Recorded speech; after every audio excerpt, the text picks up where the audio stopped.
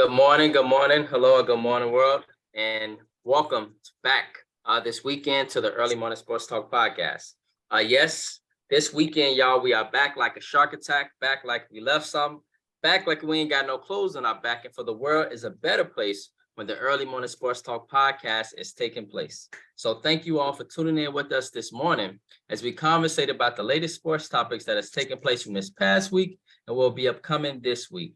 It is always a blast to have you all tune in and participate with us every weekend.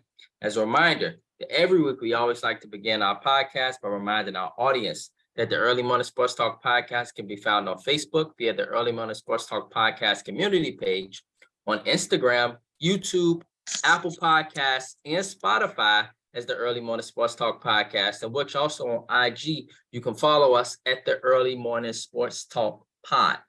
We will type that into the chat as well as our own Facebook pages via Brandon Price, Jamar Goodman, People Hernandez, as well as, in this case, our partner for this morning, Prescott JB.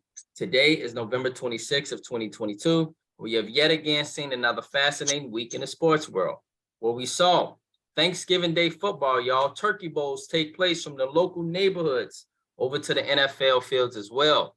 However, on the professional end, we saw Dwayne Hawkins and Dominique McKinney's New England Patriots, get obliterated by the Minnesota Vikings of all football teams. The Dallas Cowboys take care of a slumping New York Giants team, as well as a great game take place between the Buffalo Bills and our brother Jamar People Hernandez's Detroit Lions. LA Lakers Anthony Davis give us a glimpse of what life can be like for this team when he is healthy and get his touches. We also saw the 2022 World Cup get started, and within its first week, give us a few surprises, as well as even some hope for the USA team, as well as college football, where every weekend being upon us. And so, introducing our guest for this morning, our Mustang brother, and our brother from another mother, a very, very avid supporter of the Early Morning Sports Talk podcast, Mr. Prescott JB, aka Josh Bryant. Good morning, sir. It has been a while since I physically heard your voice outside of social media. And so it is really, really good to see you, bro. And so what is going on with you, my brother? How are you this morning? And what is it going on? Happy Saturday to everybody. Happy rivalry college football Saturday to everybody. I am currently at work joining you guys, so that's why there's a little bit of noise in the background. I'm an assignment editor at ABC 7 Chicago, so you hear all this police and fire traffic behind me. I'm looking forward to joining you guys to chop it up like we usually do, but this time up close and personal. So let's get it started. Yes, exactly. Yes. That was beautiful, wasn't it, Jamar? That was such a beautiful way to introduce himself, right? Man, I feel honored. Like no bull, especially where he's podding from. Like, man, I feel honored. Exactly, man. This is fantastic. Yes, and additionally, introducing my brother from another mother, Mr. Jamar Goodman. Good morning, bro. How are you? Man, I'm well rested. Ate so much, but let's get to it, bro. That is awesome, man. Yes. Speaking of Thanksgiving, before we get to the first and foremost, really quickly, I'm sure you guys, and I hope you guys had a wonderful Thanksgiving. Keep in mind over here, they don't celebrate Thanksgiving, but we still threw down as well and put something together ourselves as well. So, yes. Nice. All right, fellas. Yes. And so with that being said, ladies and gentlemen, let's get right into it this morning. On our first and foremost, the Chicago Bears, y'all, have dropped 4 in a row. And so I am curious, Jamar, you can go ahead and chime in, and Josh, you can follow up as well. I'm just curious, guys, on why. What is the reasons for the Bears dropping 4 games in a row? And then what is the problem, and how can this be fixed? And so, Jamar, we go ahead and get started with you, bro. Man, before I get into it, I'm gonna just say this: it is a pleasure, but more so maybe a relief, to watch our team these days. Like, I don't care that they're losing 4 straight. I don't. I enjoy watching them play now. Not like it was, at the beginning of the year. It was cringy to watch. Matter of fact, the year that we went to the playoffs and played the Saints, that team was more cringy to watch than this team. And, we was a playoff team. So I enjoy, Sunday, early afternoon, watching our team go out there, score around 30 points, they win or lose. I don't care.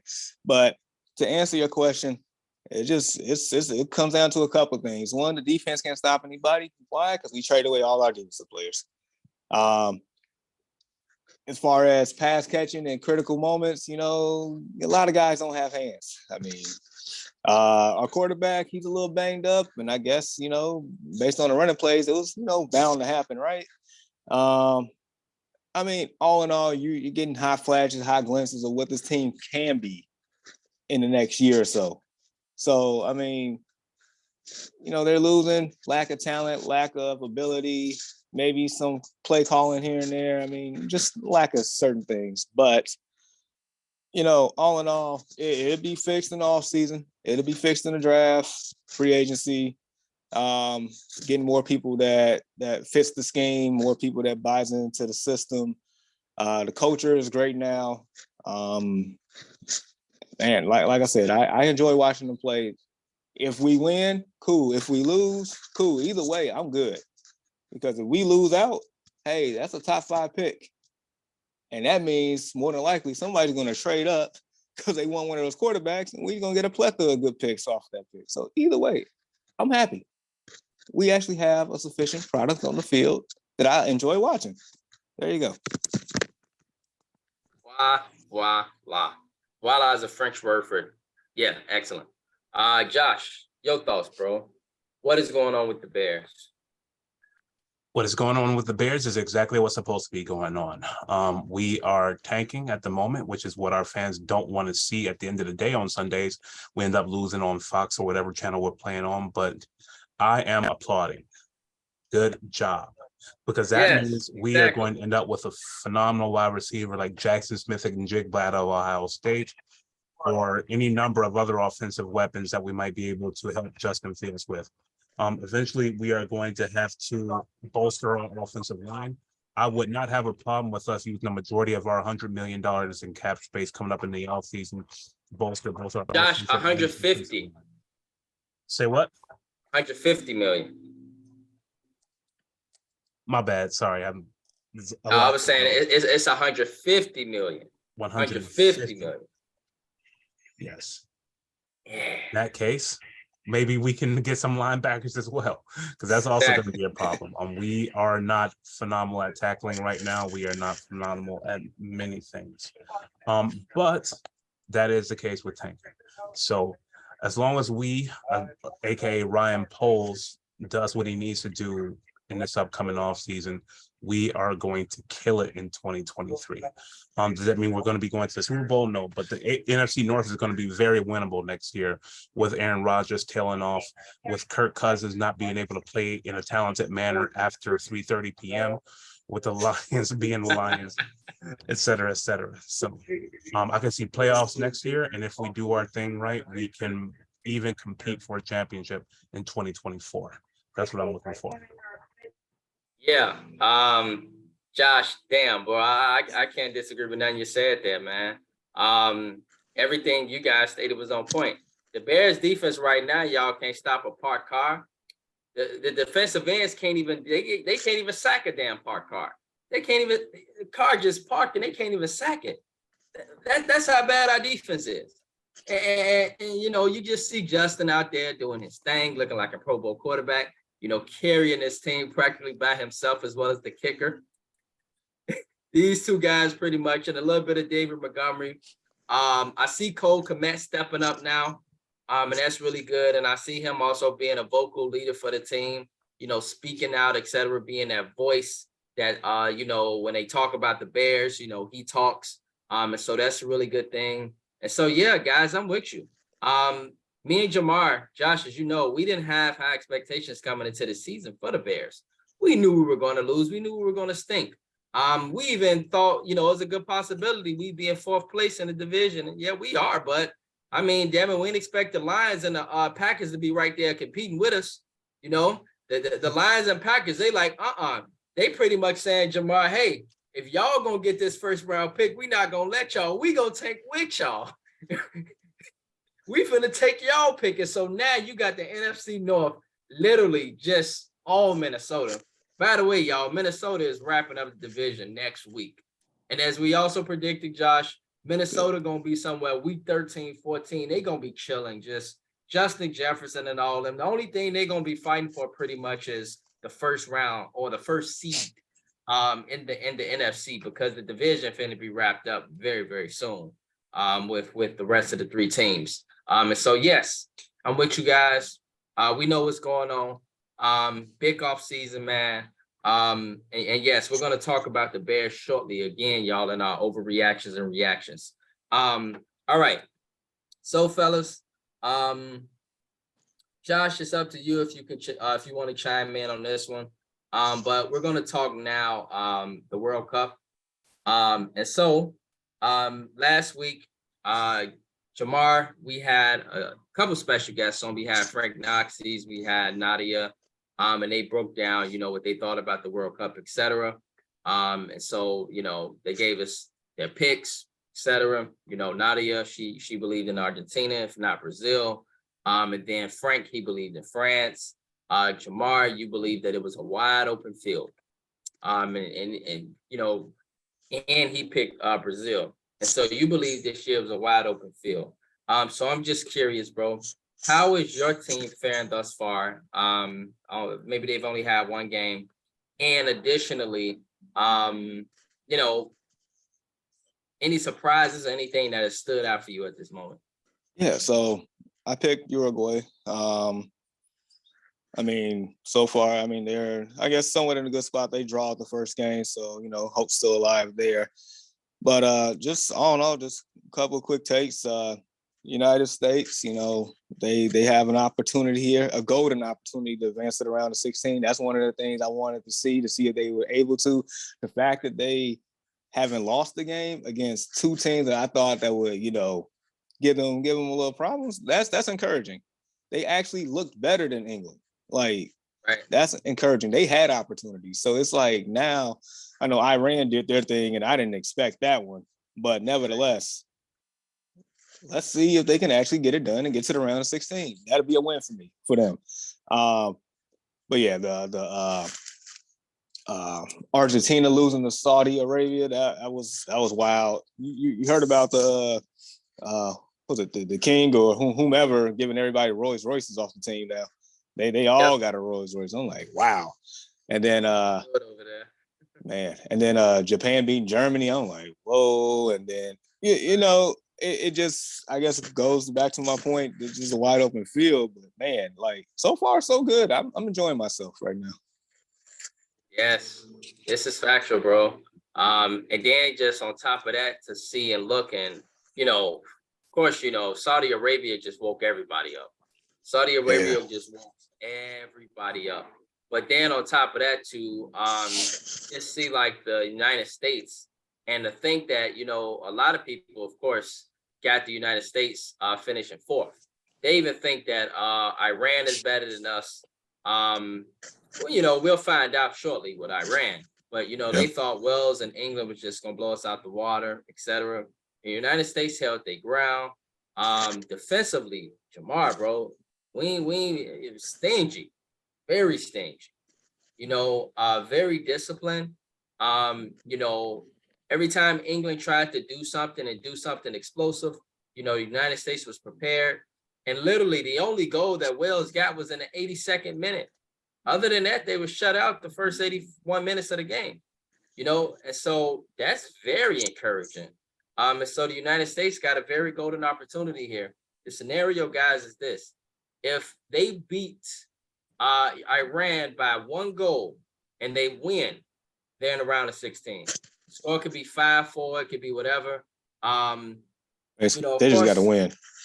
Right, they got to win, and if they can win by a goal or so, which of course, if you win, you got to win by a goal. Then they pretty much is in. And so if they win by 2 goals, then it'll really solidify them being in, because then it will come down to points, etc. And so I'm proud of the USA. I'm proud of the USA for surprising a few folks. On the other hand, man, Argentina, what an egg.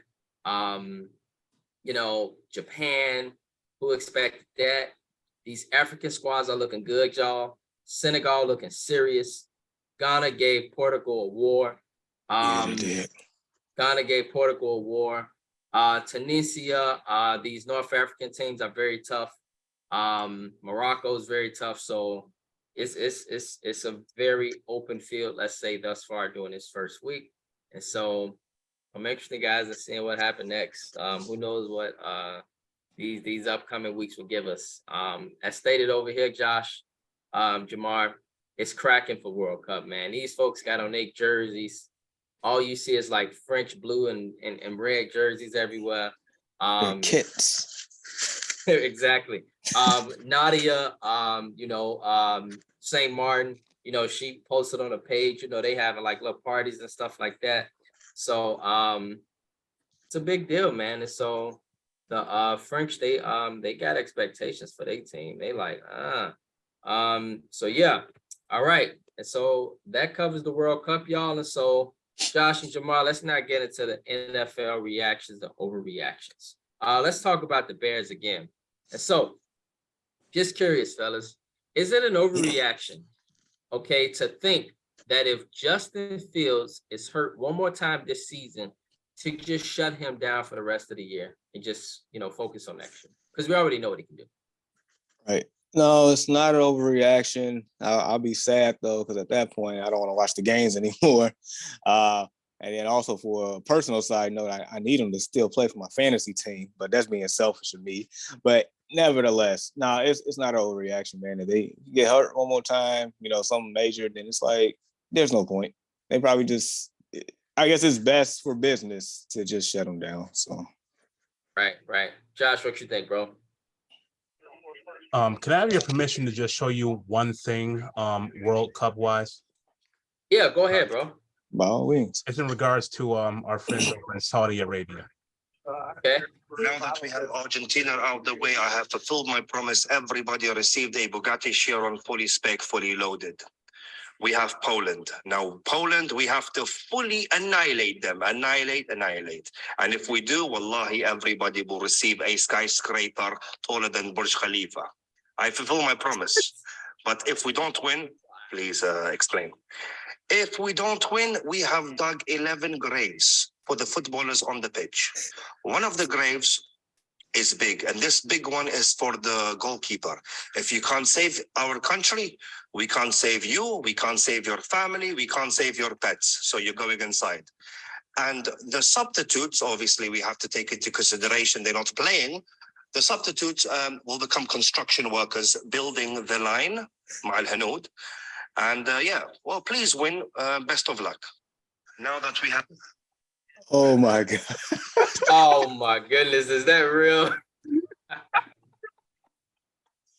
That's hilarious. My question is, Jamar, I'm kind of like, I believe it too, but in a way, I'm like, it could be a joke. I'm not sure. Like, but they do like be serious about that stuff. Like, if you ain't winning, they will dig a grave for you, man. Hey, man! I was waiting on the signature moment from him, so that took the cake. But that's beautiful. He said if they win, they got 11 skyscrapers. If they don't, they got 11 graves. The biggest one for the goalkeeper. You can't defend our country, then we can't defend you from your. Oh my God. But in all seriousness, shut Justin Fields down. What are we doing? I know we gotta sell tickets and keep people entertained, and it's cool to have your team marketed on things like First Take and local sportscasts, things like that. But seriously, the man has torn ligaments in his shoulder. So let's just fast forward to 2023, like we're supposed to be, and leave it at that. Yeah, I'm with you guys. I don't want to see Justin get hurt too bad, man. Especially if we're looking forward to tomorrow. It's not worth it. We've seen what he can do. I even think at this point, he's a pro. He probably is a pro bowler lock at this point. Probably locked at this point. And so, we don't want to see him get hurt because the referees, man, they kind of tick me off, y'all. The Bears probably win that game last week, y'all, if Justin Fields get that call. He slid to the ground. He got hit. I believe it was 97 that did it, Jared Allen or something like that, and they didn't call nothing on that. If they call that, that's 15 extra yards, and that get us almost in field goal range, but running quarterbacks in this league sometimes don't get calls, especially when they black for some reason. I think if that was Josh Allen, he probably would have got it. But for some reason, our boy Justin Fields get hit all over the place, and they just let him play. Very interesting dynamic. So that was kind of tough to see, man. But I'm glad that he's okay. And it's a game time decision tomorrow. So, hopefully play against the Jets tomorrow. All right, fellas. Is it an overreaction to think that the Houston Texans made the wrong decision by benching Davis Mills? So, Jamar, did the Houston Texans make the wrong decision at this point? This is a deep question, man, because the Houston Texans ain't got Super Bowl goals. They got different goals. Correct. What you're alluding to is no one overall pick goals. So from that standpoint, I get what you're saying, but I'm gonna say they did not, just because Lovey is still trying to be a head coach here. I mean, he gonna have to do something. I mean, yeah, they could lose out, but don't mean that he gonna have a job next year if they don't. So he has to find a way for them to stay competitive. If they just happen to lose while being competitive, he probably has a better chance instead of just tanking all the way around, and then there'll be no more Lovey Smith in the NFL. So yeah, I get what you're saying though, because oh boy, they need one of those quarterbacks in this year's draft. They really do. Yeah. Josh, your thoughts, bro? My thought is that Davis Mills has a super long neck. And I cannot get over these memes on the internet. He does, though. I trust Lovey's judgment, man. I trust his judgment. They're not in there running to compete this year, even in their horrendous division that somehow Jeff Saturday is coaching in now. So, yeah. If they plummet, they'll get what they can in the offseason and retool from there, because nothing's going to happen this year. Yeah, I've been on the record. As Jamar know, thinking that Davis Mills should have been benched last year.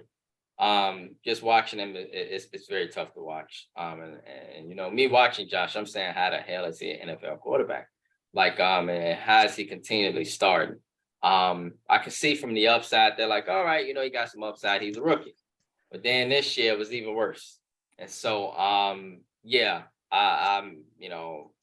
it's tough to watch. And so, the Houston Texans, y'all, they are in the running for the number 1 overall pick. And so, either way, you're gonna lose with Davis Mills, and whoever's behind him, I'm sure he might be worse, since Davis Mills was was number 1 on the depth chart. So I'm assuming that the guy that was behind him was worse. Man. And so in this case, hey guys, I'm sorry, I gotta hop on the call super duper quick. I'll be right back. Okay. And so Jamal, I'm sure, man, this guy is worse because, well, I mean, his name is Kyle Allen. He has a couple of games of experience here. I mean, who knows, man? It's Houston. There's no telling what they got cooking behind closed doors. I don't know, man. Yeah, man. By the way, Ian is joining this, y'all. So Ian is about to chime in as well. And so just watching the team though, Jamar, they play hard. They really do. They play hard as hell for Lovey. They are very good defensively. They got some playmakers on defense, and you can tell Lovey still got that magic defensively, man. He will make you turn that ball over. And teams, when they play against Houston, they turn the ball over. The only problem is that, Davis Mills get the ball back. And so, after a while, it's, deflating. And some teams just become unmotivated. Defenses become unmotivated, and they just, they drop a game by 3 points. And so, yeah, man, Davis Mills, and so, yes, we will, Ian, are you with us? Can you hear us? Yeah. Yes, sir. Good morning, bro. Morning. Yes, sir. I don't know if you want to, bro, if you wanted to jump directly right into it, but we were doing NFL reactions and overreactions. Mm-hmm. And so, I got two for you if you don't mind, bro. Yeah. The first one, and just FYI, we talked about the Chicago Bears and why they dropped 4 in a row. You've been rocking with the podcast. You know the reasons of why they're struggling, and I'm pretty sure you're looking forward to next year, et cetera, et cetera.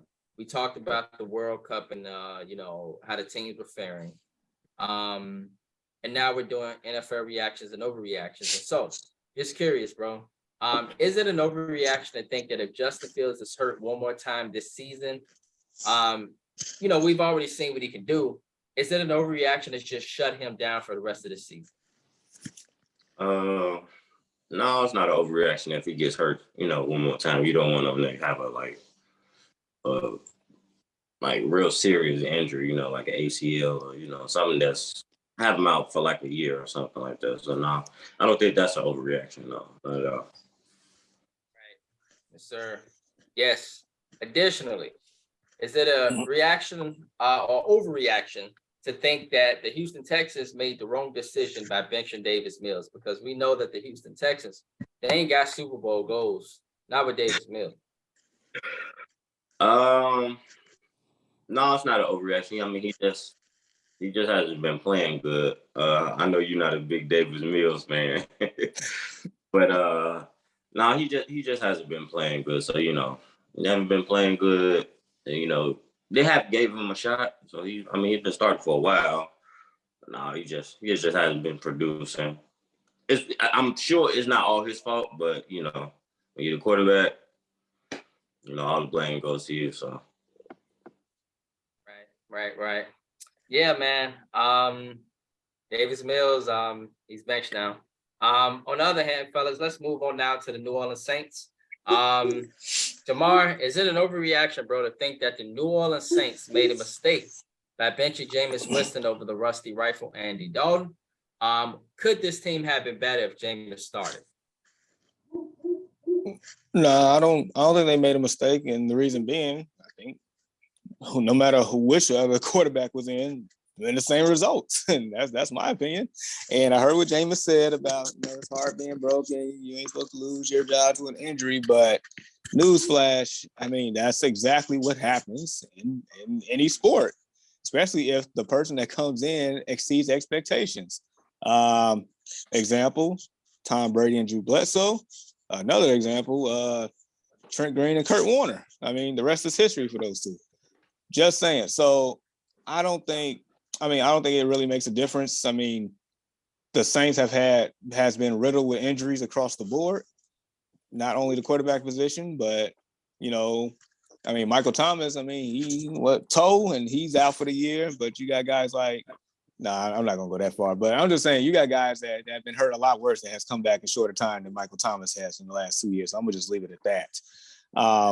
They drafted Chris Olave to probably be their third wide receiver, and he's ended up being their number 1 wide receiver right now. So you got things like that. Marshawn Lattimore hasn't really been there all year.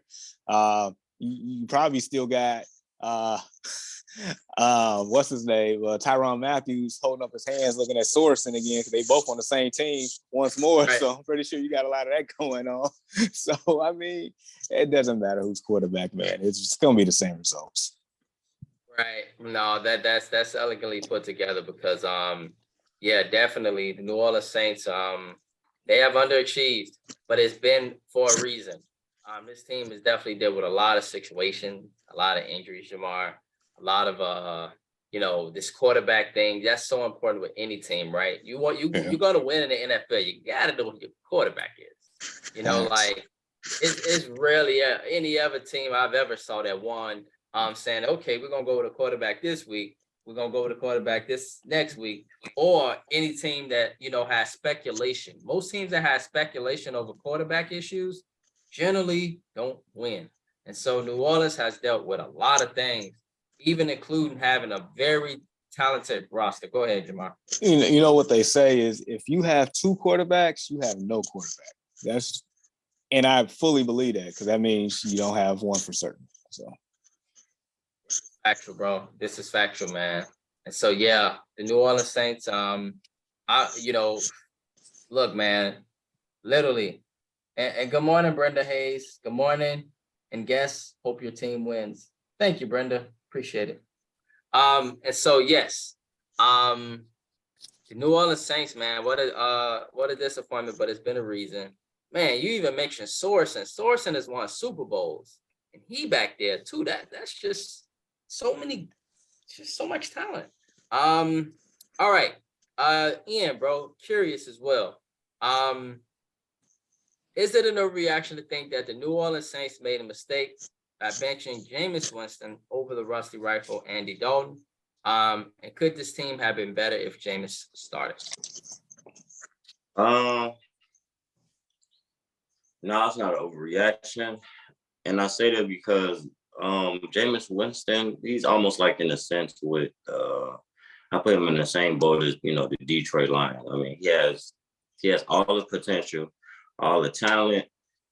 And, 1 week, Jameis will come throw 6 touchdowns, set an NFL record, throw for 600 yards. And then the next week, Jameis will come throw 4 interceptions. Set an NFL record for 6 interceptions. Next week, he'll come throw 4 interceptions to my daughter. And I'll be like, what are you looking at, bro? Like, what's really going on? So, Jameis has always been inconsistent. I don't think he don't have a problem with having the talent, the arm talent. It's just he's been inconsistent his whole career. I mean, the man I think he threw for 5,000 yards 1 year, but he also threw for almost 30 interceptions. So 30 for 30. Yeah, but it's always something with Jameis. So I think he kind of put himself in that boat. Now I do think maybe he should have got another shot.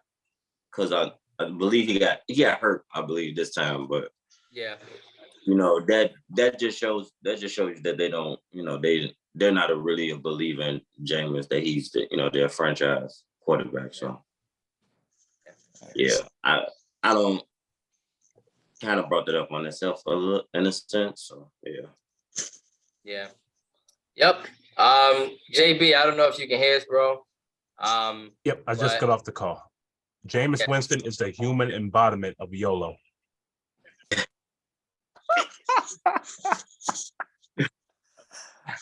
So in other words, he's the human embodiment. You only live once.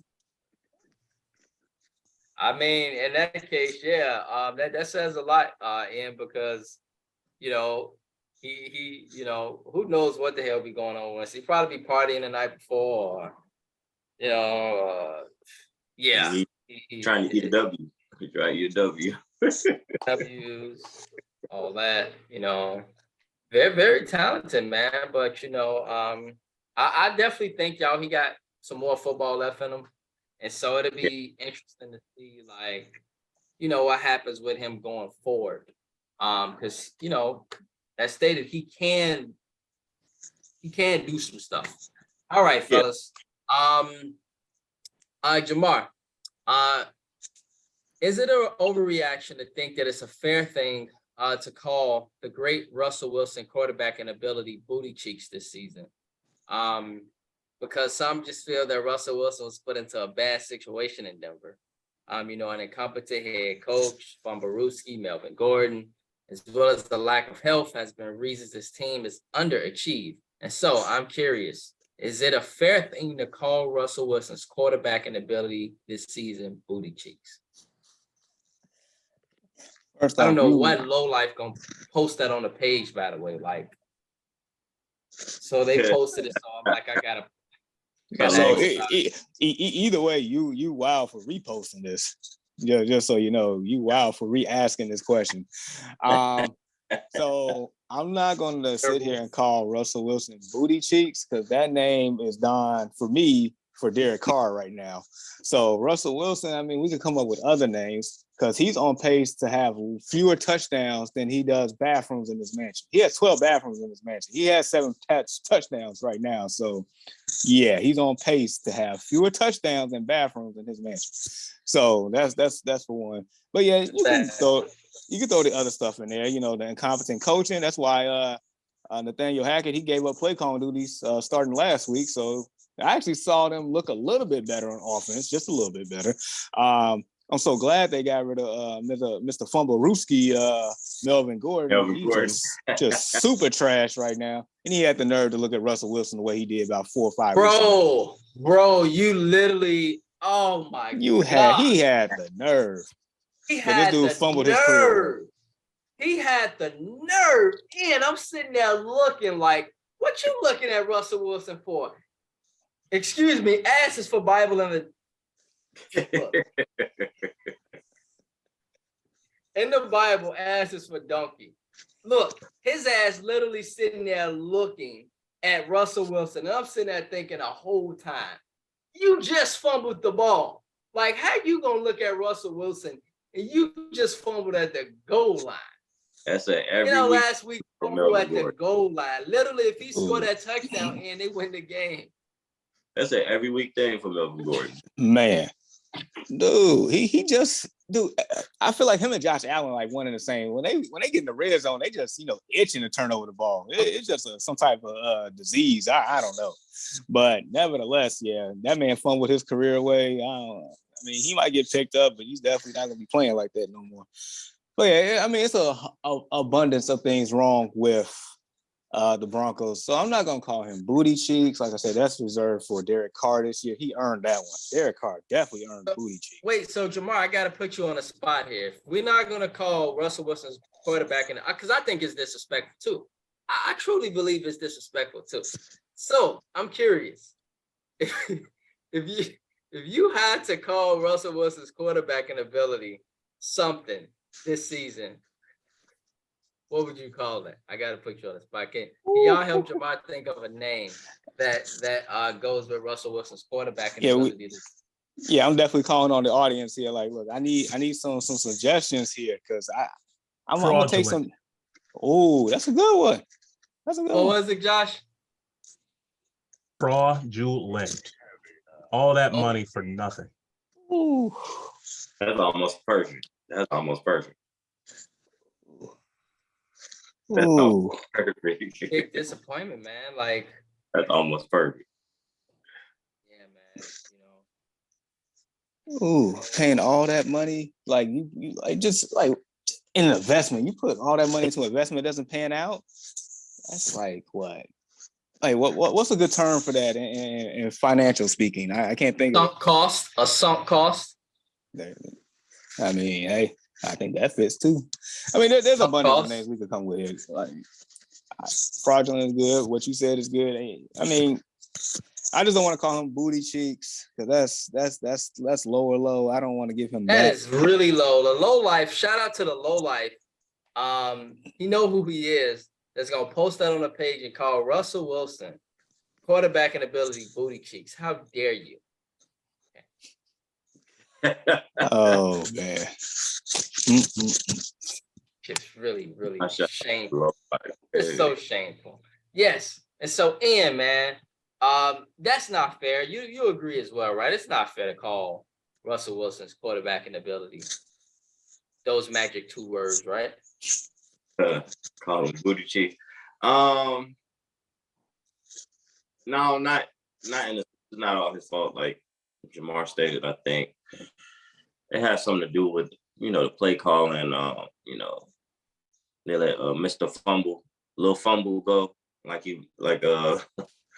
a dad on Friday Night Lights called his son Little Fumble. Yeah.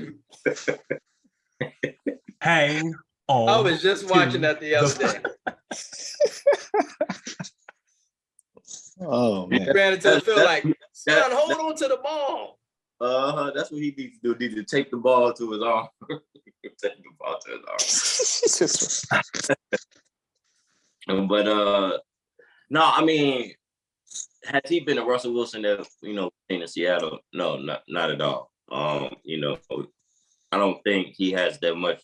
I thought he would have a lot of chemistry, even going over there with Jerry Jeudy. But that hasn't been a thing. I think Jerry Jeudy been kind of hurt this year, a couple games, and run game hasn't really been that efficient like before. So I think they have to adapt to Russell play. Kind of just put him in better positions. But sometimes I do feel like Russell Wilson hold on to the ball sometimes, and kind of, rather than just running, I do think he has just a tendency just to hold on to the ball and then try to just, make a play to just, take the 5 feet or even get a first down. He'll try to, throw it in the double coverage and try to fit the ball in a tight zone. So I think he's done that since he's been in Seattle. But I mean, other than that, I wouldn't say it's all his fault, but he definitely hasn't played. He definitely hasn't played well this year. And now the Bronco country, they haven't been riding this year. They've been sitting. Definitely haven't been riding. Been on a goddamn flat stuck for weeks. That's what's been happening with them. Yeah, That's man. right. Exactly. Josh, that's not fair, right? For people to call Russell Wilson's quarterbacking ability booty cheeks, right? It's not fair. You agree? Over his entire body of work, no. If you're just going strictly by this season, yes. I mean, honestly, this guy has to be one of the most annoying people in sports. He's like, basically to me, he's like Carlton Banks, except the audience is not laughing after he does things. Like, you're talking about this dude on an international flight doing high knees down the aisle of a freaking airplane. He's always talking about himself. He's got his own office at the Broncos facility. Like, who is this man? And you don't get any type of introduction out of this dude. Seriously. Right. It's beyond annoying. Like, I wish this man would just not hold any press conferences for the remainder of the year. Like, you're out there in the NFC West, which hasn't been performing as well as we thought they would. Like, the Raiders are terrible. The Chargers have not elevated themselves. The Chiefs don't have Tyreek Hill anymore. And the result is you're one of the worst teams in the National Football League, with a great defense, by the way, and they haven't been able to churn out W's. So how I would describe him is what I described him earlier. It's fraudulent. Like, you did not get what you paid for Denver Broncos. You thought you were going to get a Russ that was going to cook. This man is not cooking anything. This man could not cook cereal right now. He's awful. I mean, he's telling the truth, man. He's telling the truth. I mean, what's even worse is the fact that Seattle looks real good all the way around. Not only the fact that, they're tied for the top of the NFC West, but also they get their picks too. So it's like, because somebody asked me, like, are they, like, at this point, are they going to tank? They can't tank. They don't have any picks to tank with. So they just have to eat this one. They're screwed. Right. Just got to come back and be better. Because like you said, no picks. And a tough division, but that division is not even as tough as people thought it would.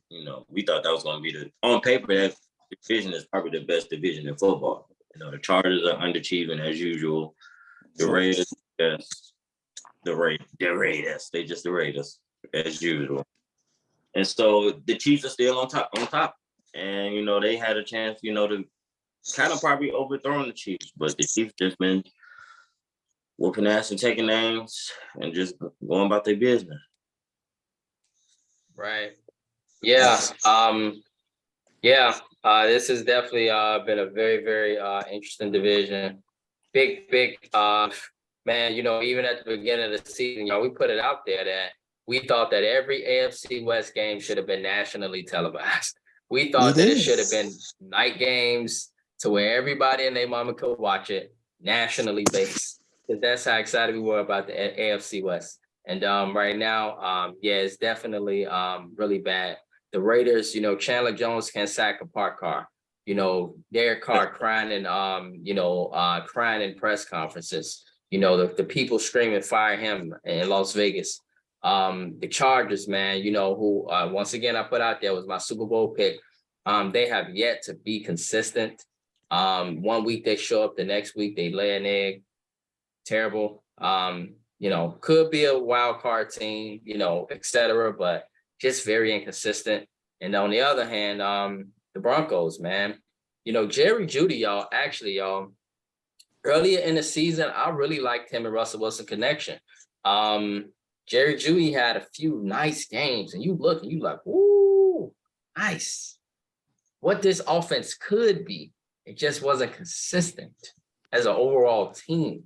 And so the Broncos, like y'all say, they ain't got no picks. So at this point, you got to hope for health, get your health, maybe shut down Russell Wilson, do whatever you got to do. And at this point, try to just, look forward to next year. And that's kind of your best scenario in Denver. So yes. All right. Jamar, bro. Let's now do our top 5 NFL squads. And so curious, give me your top 5 and you follow up. Josh, you follow up. And then I'll follow up as well. So yes. You got a top 5, Jamar? Yeah, I guess we can call it this. Let's see. All right, number 5. I don't know if Ron is watching or not, but them boys made it back in my top 5. They did. Yep. They did. And when even more so what they did 2 days ago, but more so what they did the prior week, how they just obliterated the Minnesota Vikings. Right. Like, we know what this team can be when everything is rolling on all cylinders and they're healthy. We know they may have a chance to actually make a deep run. This is probably the best product they have had in years. Yeah. In years, because the defense is that good and the offense is competent. So when you have those two together, it's like, hey, you actually got a good football team. So yeah, Cowboys at 5. Number 4, Miami. I got the Miami Dolphins. Last time I checked, Tua is still undefeated as a starter this year. And what's scary about that is that's probably the one team that can probably cause real fits in the whole AFC playoffs. Because you got the dynamic receivers, but you also got a running game. You also got a defense that enhanced their pass rush by acquiring Bradley Chubb. And you got the quarterback that's like lights out as far as accuracy here. So yeah, you cannot take one thing away and expect this team to fizzle because there's too many weapons and too many things they have going on. They can run the ball. They can throw short passes. They can throw it a little deep. I mean, that might be, but either way, Dolphins are a legitimate team. 3, I got the Minnesota Vikings, blah, blah, blah, blah, blah. Justin Jefferson. That's the only thing I'm going to say. Number 2, I got the Philadelphia Eagles. Number 1, I got the MVP and the Kansas City Chiefs and Patrick Mahomes. There you go. Yes, sir. Yes, sir. Man, y'all, I'll tell y'all this, man. I can't wait for the AFC playoffs. I cannot wait to see Miami, Kansas City, Cincinnati even get their health back. Ooh, it's going to be fireworks, baby. Yes. Yeah. I'm looking forward to that, man. Yes. And, bro, give us your top 5. You got a top 5 for us? Yeah, I got a 5. So at 5, I will say Miami. Surprisingly, I'm interested to see what they're gonna do within these next couple games. But like Jamar stated too, he's still undefeated as a starter this year. So I gotta go with the Dolphins at 5. And surprisingly, I got the Cowboys at 4. I normally they the cowgirls to me, but they've been okay so far this year. So we're gonna see, if they can keep this momentum going. But me knowing the Cowboys, how I know the Cowboys, they'll eventually mess this up. But they've been playing good. I gotta give it to them. They got the the duo with Pollard and Zeke. He's been getting those important runs, and the defense they just been flying around everywhere. So if Dak can keep it together, they can be dangerous, especially in Jerry's world. At 3,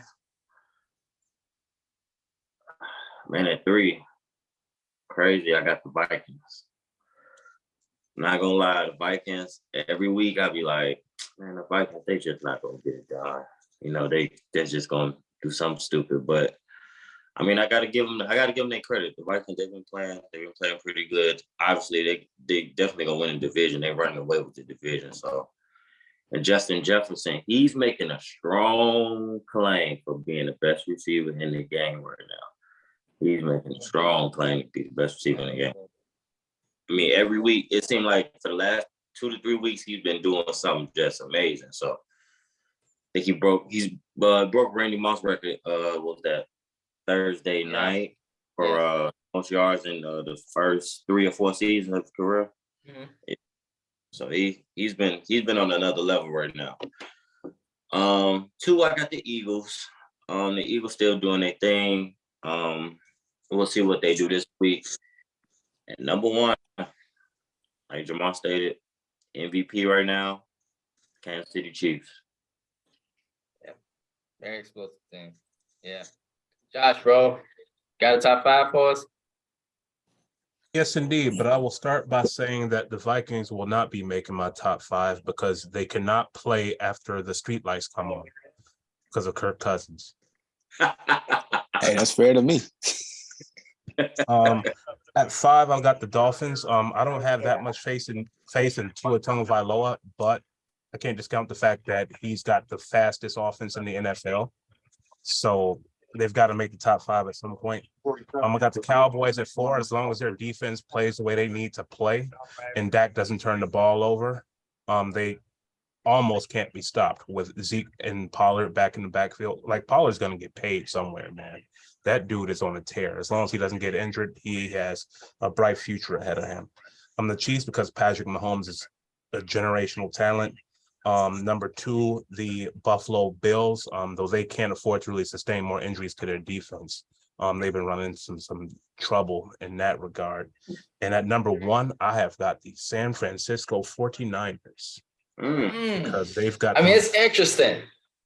It's interesting, Jamar. Like, think if you're a defensive coordinator, which offense you would want to face the least. They're a smash mouth team with an awesome offensive line. You've got Deebo Samuel, who can do everything. You've got Christian McCaffrey, who can do everything. You've got George Kittle, who's a phenomenal tight end. You have a top 3 defense with Nick Bosa coming off the edge and all of those guys. Like, if I had with that, which is what I base my rankings on, like, who would you want to play the least in January? That would be the 49ers. Yeah, I said that the other night. I respect that. And we kind of saw what their ceiling could look like when they played, was it Arizona last Monday night? Where Jimmy G just had a rampage and everybody got involved between McCaffrey, Deebo, Kittle, Ayuk. It was everybody. Can't double nobody. It's like, pick your poison. Yeah. Exactly. Born Star Jimmy, my former teammate. Yep. Yes. That's dope. Josh, y'all played at Eastern Illinois with Jimmy G. So yes, that is a great top 5, bro. I'm with y'all, man. Only difference I got, y'all, I got Dallas at 5, Miami at 4, Buffalo at 3, Philly at 2, KC at number 1. And we'll see how Philly does this week. I'm very interested, all eyes on Philly. But Kansas City, man, they're just so surprising to me, guys, and Josh, because Kansas City has lost Tyreek Hill. But it really shows you that when you have a great quarterback, a great leader, everybody eats. It don't matter who the hell out there. I feel like me, Jamar, and Ian, we could be the receivers, and Josh, you could be the fullback. But we all gonna eat with Patrick Mahomes because this is. Not at this age, bro. Say it again, Ian. I said not at this age, bro. I feel like, man, if we was damn near in our prime, like, we could eat for sure. Patrick Mahomes, man, because he is that great of a quarterback to where he got these guys that, hasn't necessarily had the greatest careers. They've been, great secondary receivers on their teams, but they all come together with Patrick Mahomes and they all just eat and it all just meshes really, really good collectively as a team. And so, yes, Kansas City, definitely my number 1 team. All right, fellas. Let's now move on to the college football weekend. This is rivalry weekend, y'all. And so this is the weekend that is always that last weekend prior to Championship Sunday. Saturday, which is next week. And so today, y'all, this is a big one. Get your popcorn ready. Number 3, Michigan, and number 2, Ohio State. Gigantic, not only just rivalry, but not only just bragging rights, but this is huge for this college football playoff. Very well possible one of these teams get knocked out, and it's very well possible, on the other hand, these two teams could end up playing each other very, very soon, possibly next week. And so 3 Michigan, 2 Ohio State, popcorn ready. Auburn at 7 Alabama, always a great football game, always. It doesn't matter if Auburn is 1-9. They play Alabama, they got a chance. And Nick Saban knows that. Number 9, Oregon at 21, Oregon State. Another one, y'all, I'm looking forward to, and y'all should be looking forward to, world, is 15 Notre Dame at 6 USC. I want to give this brother a shout out, y'all. He has turned around his Notre Dame program. Yes, Jamar, Notre Dame is back to their winning ways as usual. We thought that this program could sunk and really struggle, but he's turned things around there. Now they're winning. They are actually winning, and they are ranked 15th in the country, and they got a big one today at 6 USC. This team beat USC today. It's going to be very interesting to see where this team lands for bowl season. Kansas versus 12 Kansas State, 13 Washington at Washington State University. And today is an off week or off day for Jackson State University because their next game is the next Saturday for their conference championship. So that being said, fellas, let's now progress to our week 12 NFL picks. All right, fellas. So we got a few good ones going on this weekend. So Jamar, you can start us off, bro, and you chime in. Josh, you follow up, and I'll go last. And so we got Denver at Carolina. So Jamar, who you got for this one? Whew. Boy, oh boy, Ian's Panthers are just struggling. They don't know who to start at quarterback nowadays. And, dude, they should have just had the fire sale when they had the chance. They really should, because this is tragic. We already talked about how bad the Broncos was about 10 minutes ago, so I only have to go through that spiel. But with all that being said, I ain't did this in a while. We riding. I'm riding. Threw my back out. We ain't did this in a while. My shoulder rather. But we riding. I'm taking the Broncos. Yes, great. And finally, we're getting some interaction this morning. We got some folks that woke up. So Anthony Walsh stated, remember when the Bears drafted some guy named Mitch instead of the MVP? So he's hitting on that tragedy. And then Frank Knoxy stated, good morning, gentlemen. It's a good day to watch thank you for that 411. So Saudi Arabia getting exposed right now. So after the surprise, they're getting exposed. And this is not good because Frank, you just missed the video. Ian, you just missed the video.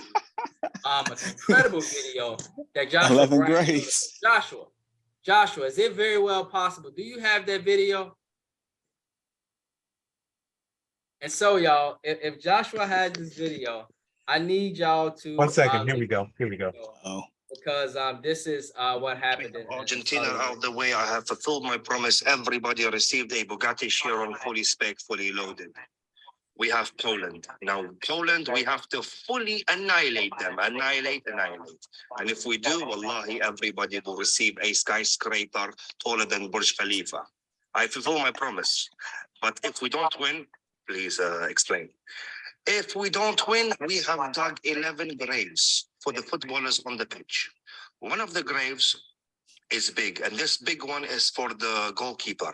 If you can't save our country, we can't save you, we can't save your family, we can't save your pets. So you're going inside.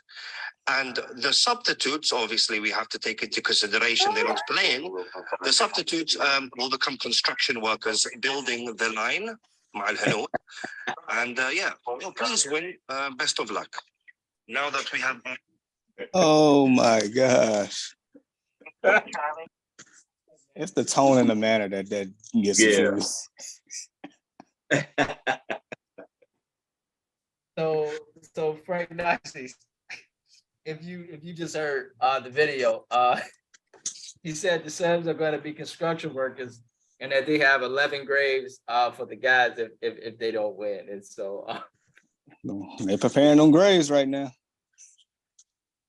so this is not good for Saudi Arabia, man, if they're getting exposed right now. And so the good thing, however, for Saudi Arabia, right, Jamar, is if Saudi Arabia lose today, they still got a chance because they got a third game. And so this is only their second game. And so there's still some hope there that the graves won't be digged immediately because, you know, they got a chance for that third game. So, yeah. Wild. Yeah, man. And so, yes, bro, back to the NFL. Sorry for that ADHD moment. Broncos at the Panthers. Serious business, bro. Who wins this game? Because this is a big game. I'm gonna go with it's so hard to pick the Panthers because of the quarterback situation. I'm gonna go Panthers. I think Panthers get the win though. I'm gonna go with the Panthers. Yeah. JB, are you able to give us your pick between the Broncos and Panthers? Between the Broncos and the Panthers. Freaking yikes, man.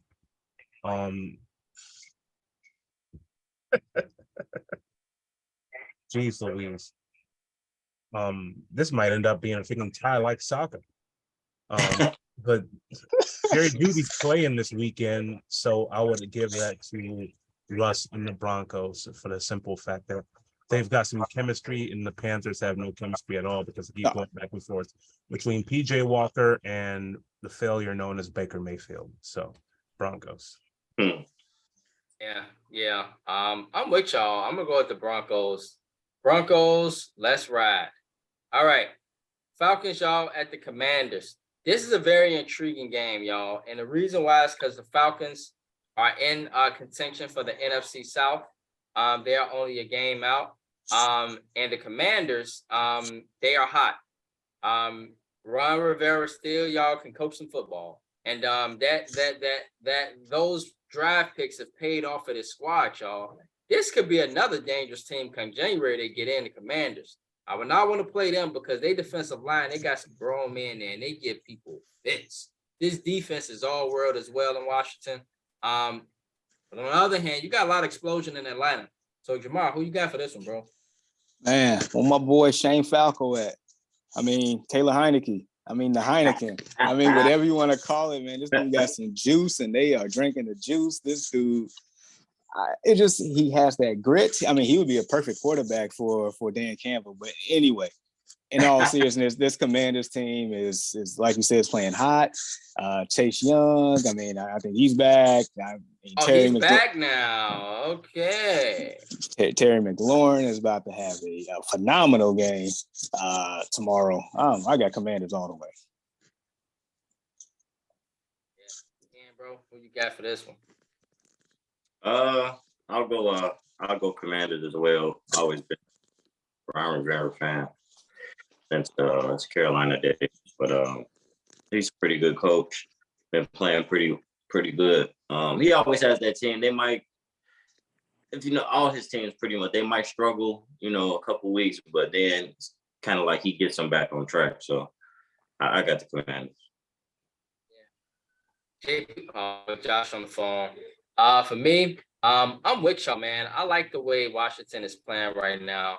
I do expect Atlanta to try to give this team a fight just because of the explosion that they got and how efficient they run the ball, etc. I do see a good football game, but I think Commanders, man, yeah.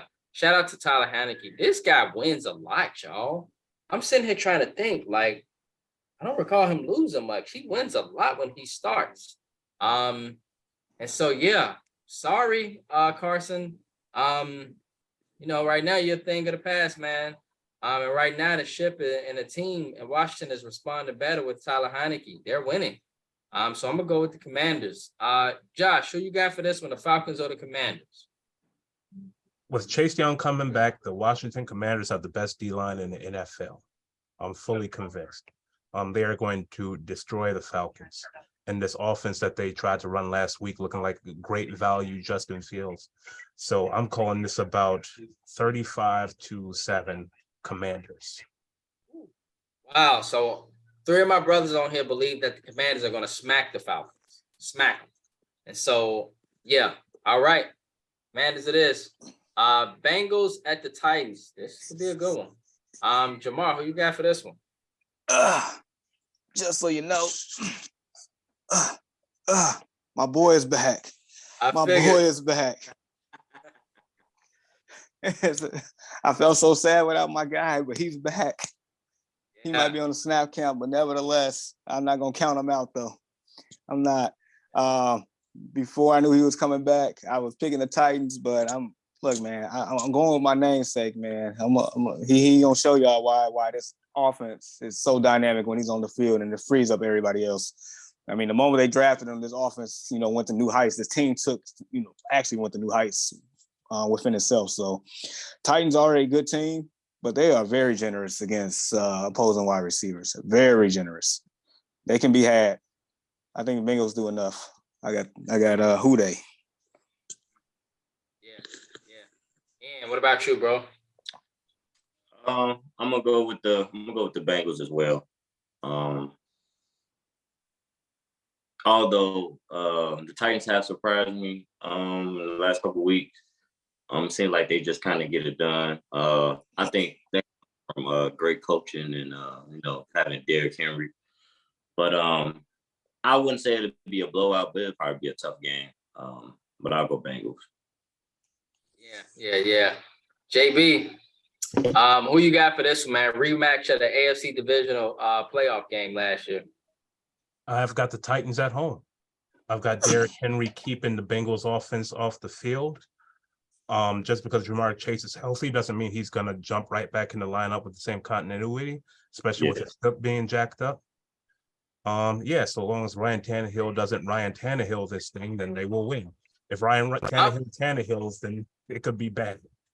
But bro, you taking everything out of my mouth, bro, because this is exactly what happened in the AFC divisional playoff game. The Titans were supposed to beat the Bengals multiple times, but Ryan Tannehill. And Jamar has been consistent in saying that he doesn't trust Ryan Tannehill, especially in big moments. And, hopefully Cincinnati, now they already know, they looking at the film and they saying, hey, we trying to get Ryan Tannehill again, goddamn it. We want him to Ryan Tannehill again. They want him to throw the ball. They want him to, make mistakes, cause him to do mistakes, and that would free up the Bengals to do what they need to do. But I think that Ryan Tannehill hopefully does not Ryan Tannehill and realizes that he needs to give Derrick Henry the ball, give that number 40 the ball, play safe football, let the defensive line do what they do in Tennessee. That's another defensive line, Josh, that's dogs. Tennessee, another one, dogs. Great defense, great all-around team. I think the Titans, y'all, they beat the Bengals in a very good football game. I'm watching this one myself. Trash Hill.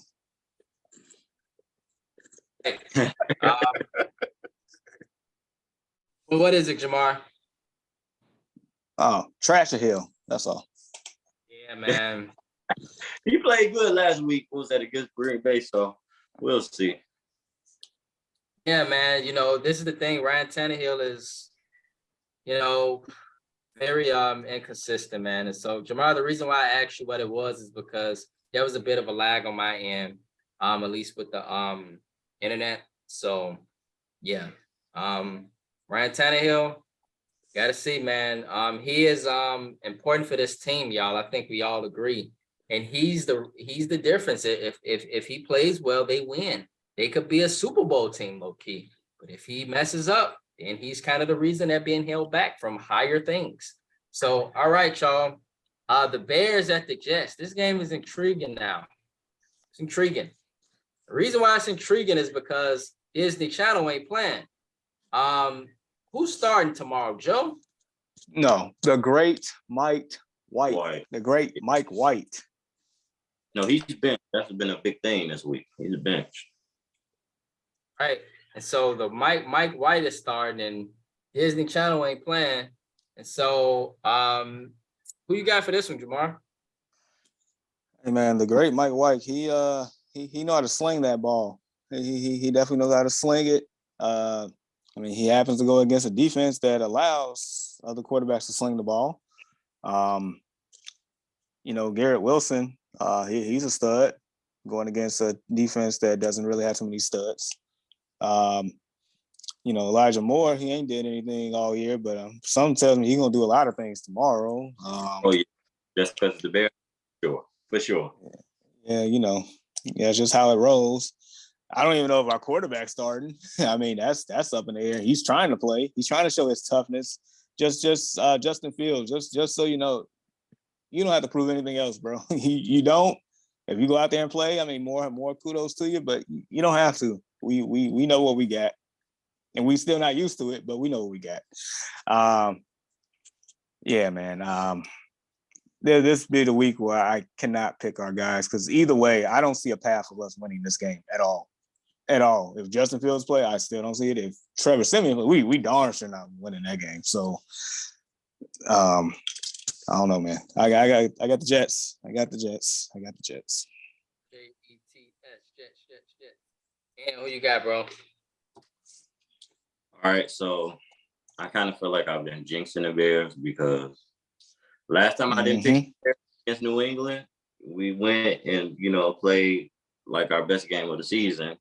And then I've been picking the Bears since then, and we lose every week by 2-3 points. Justin Fields has a record-setting day or has an awesome day, and we just can't get the job done. So this week, with his, him being questionable, but I'm pretty sure he'll probably end up starting.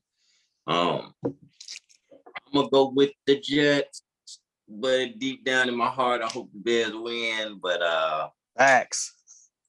Yeah, I'm gonna go against the grain. Maybe I'll be the kind of good luck charm this week. I'm gonna say Jets. So it's on paper. It's recorded.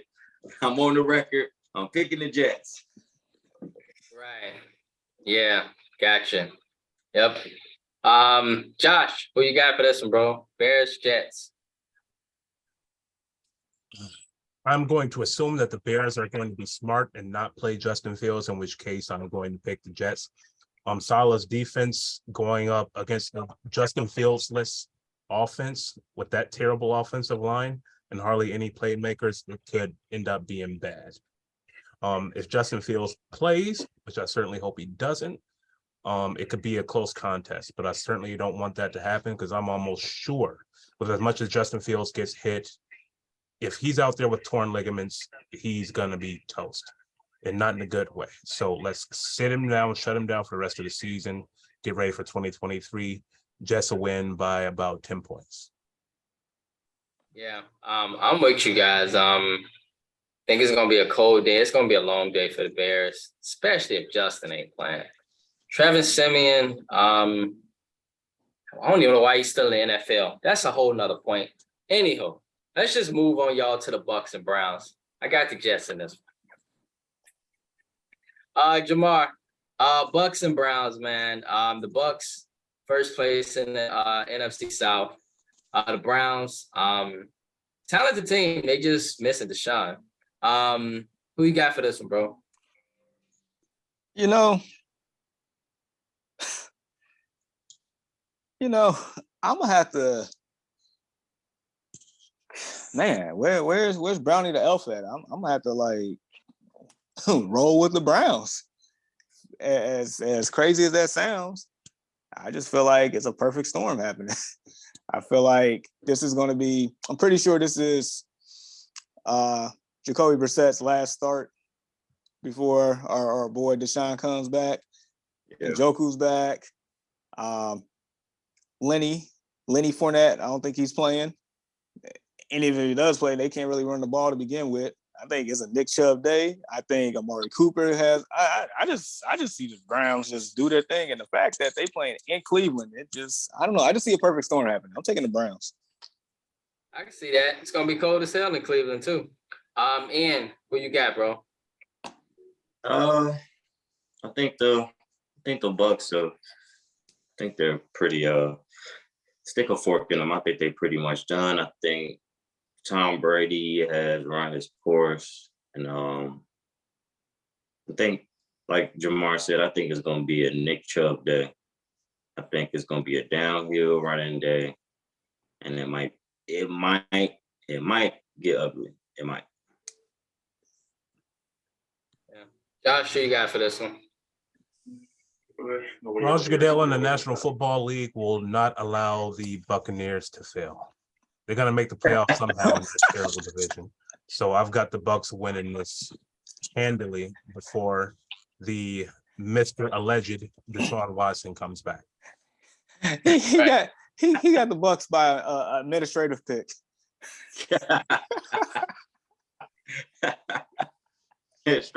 straight for the office, Jamar. I'm not mad at it though. No, I can't. You can't argue with that. Yeah. You know what, y'all? Especially if it's a blowout tomorrow. Right. Yeah, man. I'm with you though, Josh. I got the Bucks. I think the Browns do put up a good game as they always do. They're tough at home. They're in Cleveland. It's cold. Tampa coming from the south, warm. But the deciding factor in this game is the quarterbacks for me, y'all. Who do I trust more? Jacoby, or do I trust Tom Brady more? I trust Tom. Jacoby, the biggest problem for me with him, y'all, is his mistakes.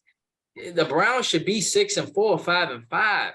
Jacoby has lost a lot of these games late, and it's been bad turnovers, crazy stuff, And I feel so bad, Josh, for Nick Chubb, who's having another all-pro season, doing his thing, Kareem Hunt following him up, and then a quarterback play. I just don't think the Browns' time is now. I think they're a full team when Deshaun comes back, but right now Jacoby's still there, so I trust the Buccaneers. I trust Tom Brady, but I'm gonna go with the Bucs. All right, y'all. The Ravens at the Jags. Who you got for this one, Jamar? This a trap game. It's a trap game. Lamar hasn't been playing well at all in the last, I don't know, month or so. Pretty bad. I mean, the Ravens are a better football team, but I don't know. Man, I don't know if they're going to show up.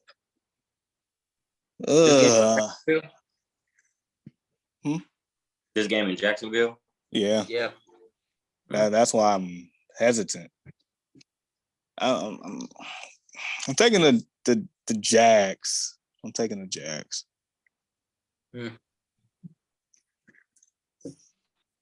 Gotcha. The Jags and an upset. Yeah. And who you got, bro? Ravens or Jags? If it's I don't know what the forecast is gonna be in Jacksonville. I'm pretty sure. I'm guessing it should be fine. I'm going Ravens. I think Lamar has a big day. I'm going Ravens. Yeah. I hope so. Josh, who you got? Yeah. This is intriguing. Lamar Jackson has a bum hip at the moment, and the Jaguars have a very young and fast defense. I would usually not do this, but with Lamar, kind of nursing the hip, I will take the Jags. Yeah, I'm gonna have to even this one out. I'm gonna go with the Ravens. Jaguars, they got some great glimpses this season, but they still a 7-loss team, and I don't think that's by coincidence, y'all. I'm gonna go with the Ravens. I think the Ravens find a way to squeak this one out. Texans at the Dolphins. Do the Houston Texans, do they go in Miami, pull off an upset, Jamar? Can we just all skip this one? Dolphins 35, Texans 3. Like we just was all going to Dolphins. I already picked everybody for Dolphins on that one. Let's just keep them moving. Okay. I will say this though. I wouldn't be surprised if the Texans actually put up a fight. I think that's happened every time we pick somebody, and it just be a game that we don't think about. The other team end up losing, or it'd be a real tough game. So I expect the Texans to put up a real nice fight, possibly maybe even knock them off, but I'm taking the Dolphins though. I'm taking the Dolphins, but Dolphins better win that game. They better win that game. You know, they lose that game, and they not only second place in the division, a tough division, but you know they put themselves in the wild card stakes. But if they win the game, then they first place in the division. So that's a big game for them. And you know, you want to be a Super Bowl contender or a playoff team, you got to beat teams like the Texans. So yeah, you got definitely eyes on that game. Chargers, y'all, at the Cardinals. Jamar, who you got for this one? Is this another trap game for the Chargers? Yeah, it sure is, because you know the second coming of Dan Marino, aka Justin Herbert. I mean, they haven't like fully put it all together, and I feel like there's a good chance that Hollywood Brown actually, you know, steps on the field. I just feel like the connection between Kyler and DeAndre Hopkins is too much, even though they lost Ertz. But something just tells me, I normally haven't picked the Cardinals this year, but I'm going to pick the Cardinals because I feel like they're going to get it done. And Western College is going to underachieve once again because that's what they do. Yeah. And who you got for this one, bro? My Cardinals, they've been in a disarray this whole year. So I think it's the Hard Knocks jinx.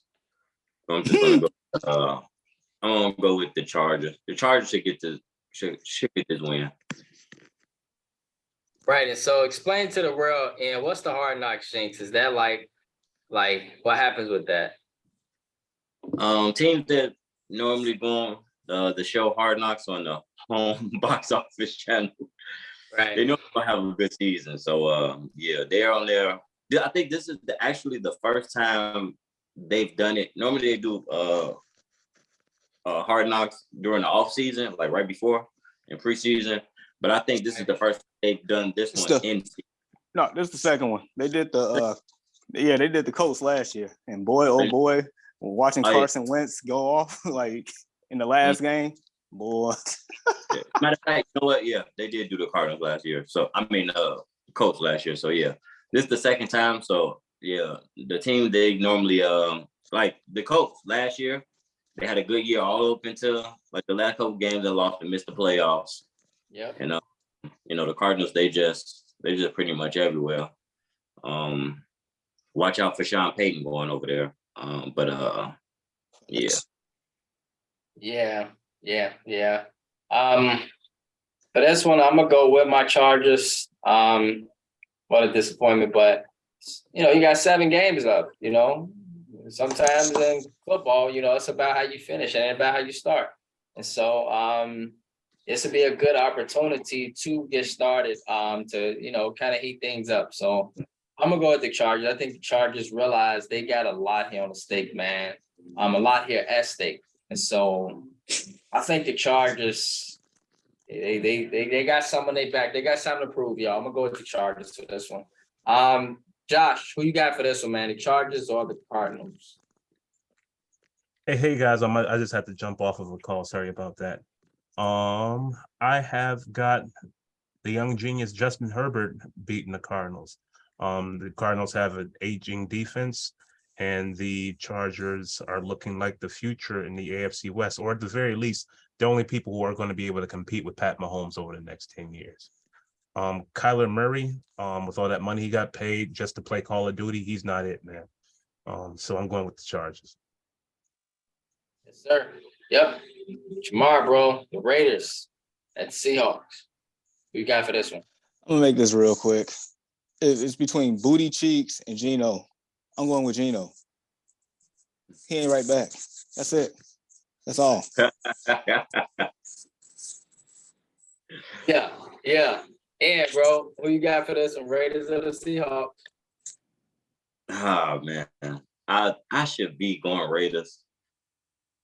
You know what? Since they had a good game last week, maybe they build off that momentum. I'm gonna go Raiders. Ooh. And I don't blame you, and because this is technically supposed to have been a good football team. They are talented. It's not like they're not talented. And, you know, talent sometimes beat, you know, a team like the Seahawks who, you know, no expectations. This very well could happen. I was stuck between it. This is a hard one for me, man. This is a very hard game. Godly it is. Oh my goodness. It's so hard because Devontae Adams, we talking about Justin Jefferson, Andy Jamar. But what about Devontae Adams? Low key. This dude has been balling out this year, y'all. Monster. Yep. The best wide man. receiver in the football league. Just a grown man out there. Unfortunately, on a bad team, but this dude is a man. And so him on the field, the Raiders can win at any time. It's just about his team. Because football wins with teams and not a person. And so this gonna be my upset pick. I'm gonna go with the Raiders in this one tomorrow. Yeah, man. The Raiders got at least one signature win in the season. One might not be next week, but this is a good opportunity tomorrow against the Seahawks. I'm gonna go with the Raiders for this one. The Saints, Jamar, at the Seahawks. Do the Saints go in and pull off an upset? Man, you almost made me say some profanity, man. No. Why you haven't asked that? Can we just pick the Niners and move on? But on a quick side note, though, might lose signal along the way. So if I do, I have the Niners, the Chiefs, and the Eagles, just so you know. Gotcha. Yes. Niners, Chiefs, and Eagles. Yes. And who you got for this one, bro? What's the two teams again? If case Jamar lose signal, Niners, Chiefs, Eagles, and Jamar. What about this? The Steel City and the Pack. Colts. Oh, I forgot about that one. I was taking the Steel City.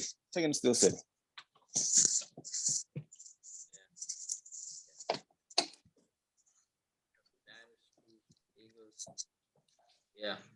All right. And bro, Saints Niners. I got the 49ers.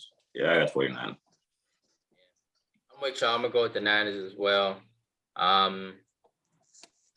Rams at Chiefs. Go ahead and Jamar basically gave us his pick, so we can rock with that. Rams and Chiefs. I'm going Chiefs. Rams been having a bad year, Chiefs. Man, I can imagine, man. If Cooper Kupp played in this game, I'd be looking forward to this game so much, y'all. Like, so much. This would be a shootout, man. Y'all remember the game they gave us some years back?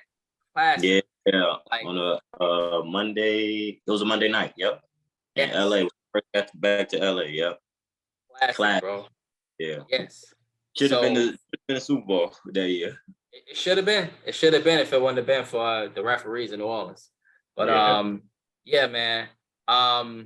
So yes. But that year the Rams went to the Super Bowl. It was the Chiefs who lost to the Patriots. Yep. Remember?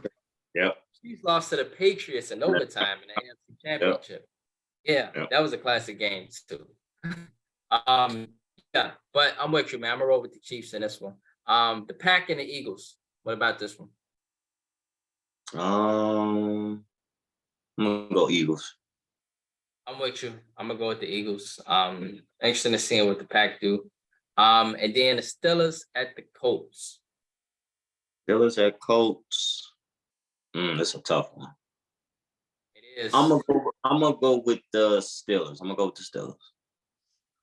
Yeah. For me, I'm gonna go with the Colts at home.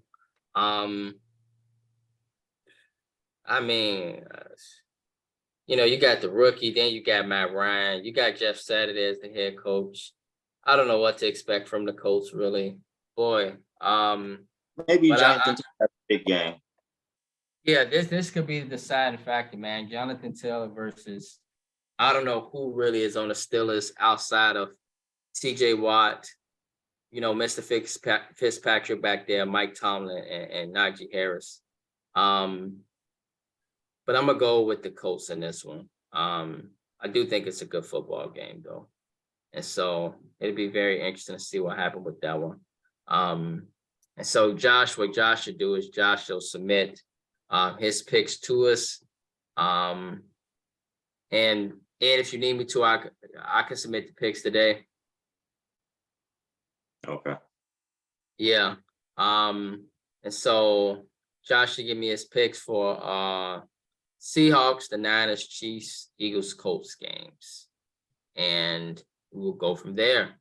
And so besides that, fellas, that concludes the podcast, man. We're kind of fast this morning. And so just curious, and as we head into the weekend, bro, any final thoughts or shout outs as we head into this weekend? Any shout outs? No, not any in particular I could think of. Let's go Ohio State. Let's get this W against Michigan. No. Oh, shout out to the Simeon Wolverines. They won won a Prep Bowl yesterday. Boo. Yeah. I think they have, I believe it's like 4 or 5 now. Like 12 city champions. Yeah, they've been pretty dominant. Right. They've definitely been dominant, especially after we left. After we left, it kind of was handed over to Simeon, which of course, that all makes sense. Simeon has been excellent in its approach to sports, especially in the city of Chicago. And so congrats to Simeon, but know that Morgan Park is coming. Yeah, we'll be very, back. very much. We are on our way back for sure. And let's not forget that Chris is a junior and he's coming back next year. But right now, man, we got goals for state, Yep. And so, I'd rather be ousted in the state playoffs and come close to the state championship than to win the Prep Bowl at this point. Like I'd rather have that ceiling. And that was always our ceiling at Morgan Park, Yep. That was always our ceiling. And so, Josh, if you got time, bro, I need to get your picks really quickly for a few games, so that we can note this. If that's cool with you.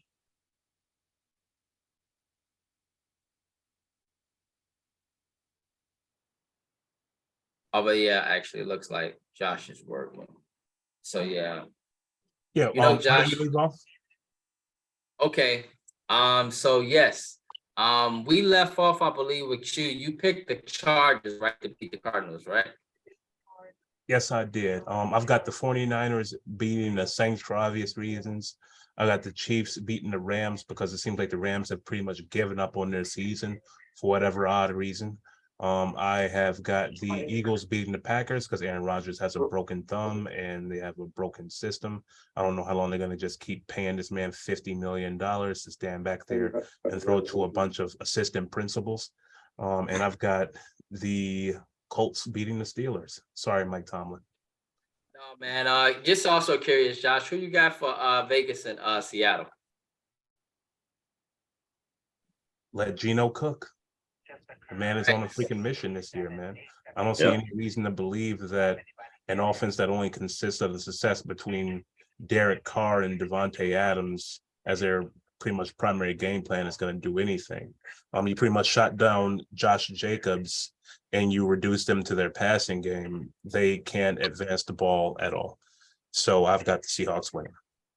Yes, sir. And lastly, Josh, one thing we always do as we head into the weekend, we always do what's called final thoughts and shout outs. And so Ian just gave a shout out to the Simeon Wolverines, which kind of put a bad taste in my mouth. And so now let's go ahead, Josh, and let's ask you any final thoughts or shout outs as we head into the weekend, in which, obviously in the US, the weekend has already started because it's the holidays, Thanksgiving holiday, Black Friday, etc. So any final thoughts, bro, shout outs as we head into the weekend, the official weekend? Shout out to the Ohio State Buckeyes who will be beating the Michigan Wolverines today. Michigan has some of the most obnoxious fans I can ever imagine, which is saying something coming from somebody who root for Ohio State, who also has obnoxious fans. But what happened last year isn't going to happen this year. Blake Corum is Michigan's only chance to win, and he's got a bum knee. So it'll still be a close game, but I have got the Buckeyes winning. Should that happen, that will make my Saturday. and my week for that matter. Oh, it definitely.